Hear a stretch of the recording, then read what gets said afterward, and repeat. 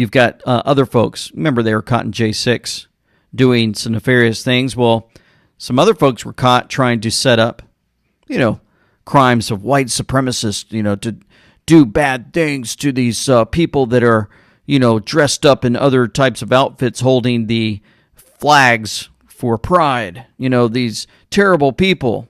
It turns out these terrible people that were caught were actually part of the local police and more.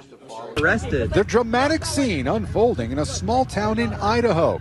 Dozens of suspected white nationalists zip-tied and arrested after Coeur d'Alene police found the group crammed inside this U-Haul truck just blocks away from a gay pride event. No one should fear going to a pride celebration because of a white supremacist. The men clad in riot gear and masks, one of them wearing a shirt with the words, "Reclaim America."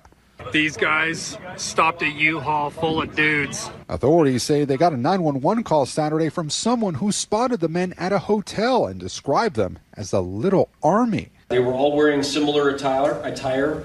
They had shields, shin guards, and other riot gear. Police say they also recovered at least one smoke grenade and paperwork similar to a military operations plan that included heading toward a park nearby where the Pride Festival was underway. Just a follow-up question on that, sir. Are you with the media, sir? I'm not. I'm a citizen. Okay, I'm going to ask... just one follow-up question. The police chief was taking questions today at a press conference in Coeur d'Alene, Idaho, and he was blindsided by a citizen journalist sitting amongst the corporate press. There was an officer of yours that was filmed stating that there was information and embedded feds or informants within that group. Is there any veracity to that? It was an officer of yours that made that statement on the scene. No, I think you're completely mistaken. 33 people load up in the back with a bunch of weapons? Well, I mean, obviously, right, there's a special... Do you know what the original stop was for? For that. But how did you know? How did you know that they... We have informants. Nice. Yep.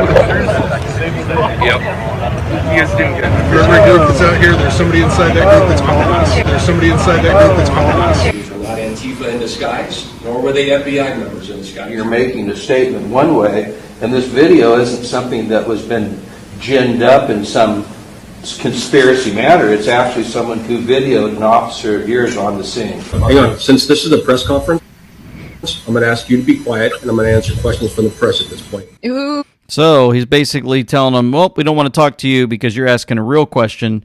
We're going to talk to the press.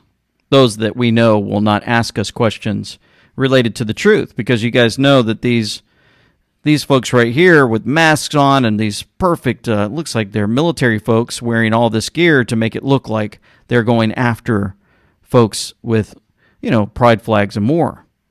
Law enforcement, they admit that they have informants inside the Patriot Front group. Yeah, 31 members of the Patriot Front group, an alleged white supremacist group, were arrested in Idaho on the way to a protest. They were traveling to a gay pride event with shields in the back of U-Haul. They were caught right there in front of us for all of us to see, and we probably seen all this already in other channels. But I just wanted to give it a little touch here from Ivory Hecker's doing a great job. Remember, she was removed from her job as a reporter, and she's doing great work. Great catch. Way to go. And so these folks are getting caught. They can't get by with much anymore. Citizen journalists are doing their job like we've asked them to.